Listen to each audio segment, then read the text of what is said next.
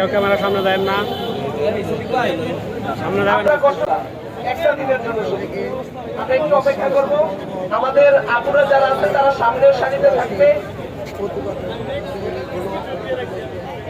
আমাদের দ্বিতীয় আরেকটা ব্যানার করা হয়েছে, এই ব্যানারটা ভাইদের হাতে দিয়ে দেবেন সাথে, তাহলে